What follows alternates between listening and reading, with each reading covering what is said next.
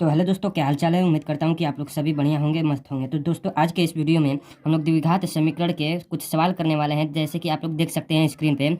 सवाल क्या है, यदि द्विघात समीकरण 3x² - 6x + k = 0 के मूल समान है तो k का मान ज्ञात कीजिए।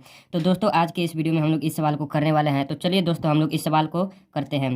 तो दोस्तों, सबसे पहले हम लोग को क्या करना है, तो सबसे पहले यहाँ पे मैंने हल लिख दिया है। और उसके बाद आप लोगों को करना क्या है, आप लोगों को सबसे पहले लिखना है यहाँ पर दी गई समीकरण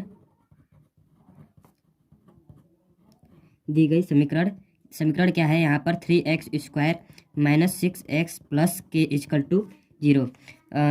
3x² - 6x + k = 0 के तुलना करने पर आप लोगों को कुछ इस प्रकार से लिख देना है। तुलना करने पर, तो तुलना हम लोग कैसे करेंगे, तुलना हम लोग को ax² + bx + c = 0 से हम लोग तुलना करेंगे। तो चलिए दोस्तों, हम लोग इससे तुलना कर लेते हैं।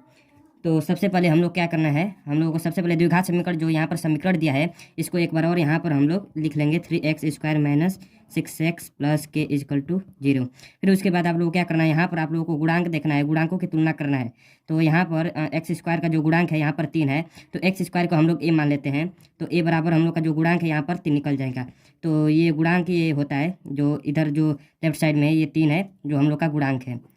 फिर उसके बाद आप लोगों को एक्स का भी यहाँ पर गुणांक यहाँ पर देख लेना है। क्या है यहाँ पर एक्स का गुणांक यहाँ पर -6 है।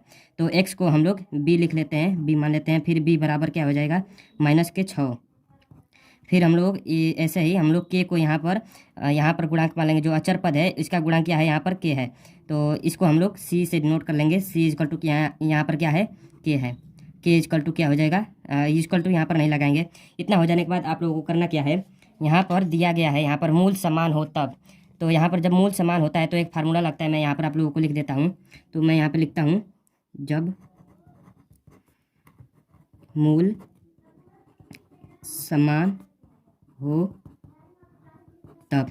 तो जब मूल समान होता है तो यहाँ पर फार्मूला लगता है b² - -4ac = 0। तो इसी में हम लोग इसका मान रख देंगे। यहाँ पर जो हम लोग का तीनों है इसमें इसका मान रख देंगे। तो यहाँ पर चलिए रखते हैं b का यहाँ पर मान क्या है, -6 है। तो -6 लिख देंगे। फिर उसके बाद कोष्टक लगाएंगे। फिर इसका यहाँ पर वर्ग है तो वर्ग कर देंगे। फिर -4 यह है यहाँ, तो 4 लिख देंगे। फिर गुणे एक का मान यहाँ पर क्या है, a का मान 3 है तो 3 लिख देंगे। फिर गुणे c का मान क्या है, तो c का मान k है, तो यहाँ पर k।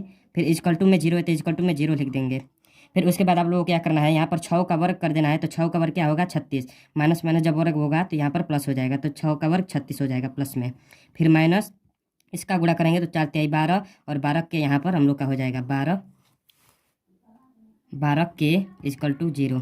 फिर उसके बाद यहाँ पर हम लोग पंचांतर कर देंगे। -12 k = के जब 36 इधर आएगा तो -36 = 0। फिर उसके बाद 12 k = 36 हो जाएगा, माइनस माइनस कट जाएगा। फिर यहाँ पर क्या हो जाएगा, k = 36/12। 12 से 36 कट जाएगा, कितने बार में, 3 बार में। तो k का मान यहाँ पे क्या हो जाएगा, हम लोग का k का मान यहाँ पर 3 निकल के आ चुका है। यहाँ पे आप लोग देख सकते हैं। तो इस प्रकार से आप लोग कर सकते हैं इस सवाल को, जो कि बहुत ही आसान है, ईजी है।